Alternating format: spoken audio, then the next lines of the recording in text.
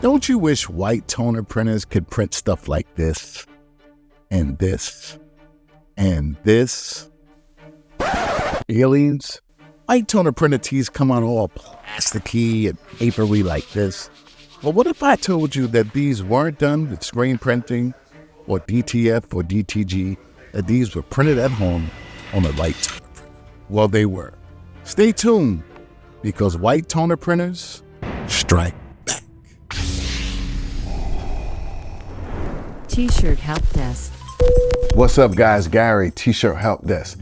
And guys, as of late, DTF printers have been going crazy. And rightfully so. They are really great printers. However, it seems like a lot of people are starting to sleep on white toner printers, which is terrible because they have so many advantages. First of all, there are two really big myths about white toner printers. Myth number 2 is that it's hard to get a really good marriage between the printout and the adhesive. That's because you're not doing it right, and I'm going to tell you about that later. But the biggest myth is that you get these plasticky, papery prints. Alien t-shirt. Now, the reason why that happens is because some of you guys are taking your artwork, going straight to the software, and just printing it straight out. That's not going to work, player. To get really smooth, flawless prints on a white toner printer, you need to put your artwork through the process of rasterization. No, not rasterization, rasterization. Let me show you. Rasterization is where you take your artwork and you turn it into small little dots, which helps with the overall printing, the quality, and the hand feel. What's up with them aliens, though? Man, why you keep asking me that? Anyway, let me show you guys why I'm printing aliens. So I was home relaxing, watching TV, and a news flash came. It was the streak seen across the sky, now seen around the world, where a family called 911 claiming to see aliens in their backyard. The family declined to be interviewed by us, but members have spoken elsewhere and stick to their claims of seeing aliens in the backyard. Dozens of people on social media have analyzed and dissected the images with various claims of aliens spotted in the shadows. Police do not believe this was a hoax call. Never know. Might be something out there. Oh my God, what is that? Oh my God, what is that? That's why I decided to do the Alien in the Backyard t-shirt. But let me show you how I created. So I went over the mid-journey, right? And I went down, put in the prompt, right? I wanted a t-shirt design with an alien in the backyard, all right? And I got some cool stuff. Look at this one. I said, you know what? I'm feeling this one right here. I like that. So I enlarge it, and then I save it. Now, after the artwork was created in Midjourney, we took it over to Photoshop to do the rasterization process. Okay, guys, rasterization is very detailed, so I'm going to speed through this so the video's not too long. But if you want to know more in detail, let me know. So the first thing you want to do is you want to pull it into Photoshop. Then we want to make a duplicate of our art. So you're going to have 2 windows open with the same.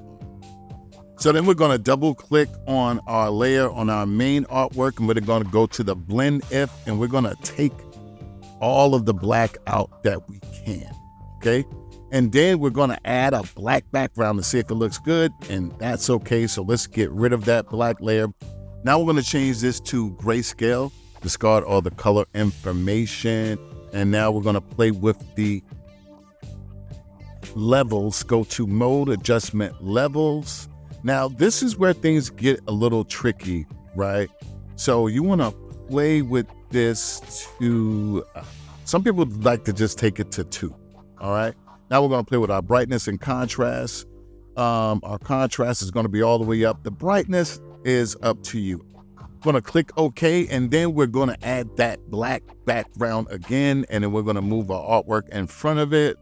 Okay, cool. So now we're going to go to make it a bitmap. We're going to flatten the image, right? Make sure that our output is 300 dpi. Going to hit OK. right? And you're gonna see that it is halftone, right? You're gonna make sure it's halftone, hit okay. And then you wanna play with these, right? You wanna make sure that it's around 60 degrees and the lines per inch, that is subjective, right? And now you have a bitmap. We're gonna take it over to the other art, put it on top.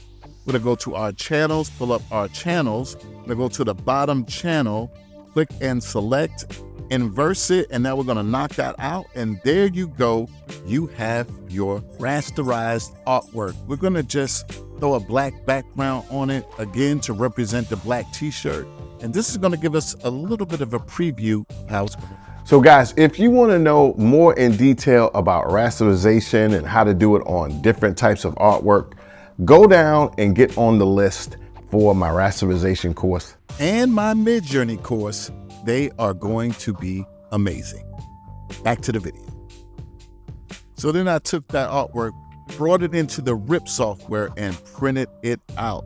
But I cut it in half using Smart Cut, right? Which comes with the software. So we have 2 printouts. We put the adhesive on top and then we press them for 2 minutes. But here's the deal. You see these, right? This is what you guys are doing wrong. You need gloves to do this, okay? Really simple heat gloves. So now you're gonna take and you're gonna see that smooth like butter, no problems, right? The reason why is, guys, you guys are marrying wrong, okay? First of all, you have to have your temperature. First of all, your platen needs to be hot, right? And when you don't have on gloves, it's hot automatically from the press. And see, you pull up.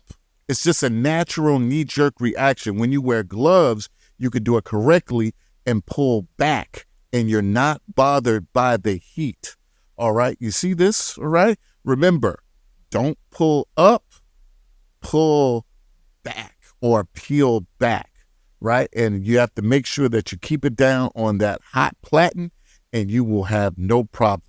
But get yourself some gloves. There's going to be some links in the description box. So I cut it, right? You cut the edges because sometimes there's a little adhesive, right? Take that t-shirt help ruler, right? That's going to be available really soon. And then you get it nice and square. We're going to put both pieces of art, right? We're going to cover it with the Teflon sheet, and then we're going to hit it for 30 seconds. Bam, we're going to pull it out. And see, this is a cold peel. So a couple ways you can do it. You just want to make sure that you just get it nice and cold. Now that it's cool, you want to peel with confidence, and bam, beautiful. But you see how it's shiny like that? A good press gets rid of that with the Teflon sheet, all right? But we have the magic thing, T-Seal, right? This is, guys, I can't tell you how important that T-Seal is. T-Seal smushes it right into the artwork, and look at that. No more shine. That thing looks like screen printing. It is beautiful. Okay, let's get a close-up shot of that. Look at that thing. That is beautiful, right? Rasterization and T-Seal and white toner printers give you some absolutely beautiful prints. Okay, guys, so remember, when you're looking for a home printing solution, don't sleep on white toner printers. They are amazing. Also, there's no clogs and virtually no maintenance, okay? Now, DTF has their advantages, but they do take lots of maintenance, like everyday maintenance, and at some point you may get a clog, and that's not a good situation, okay?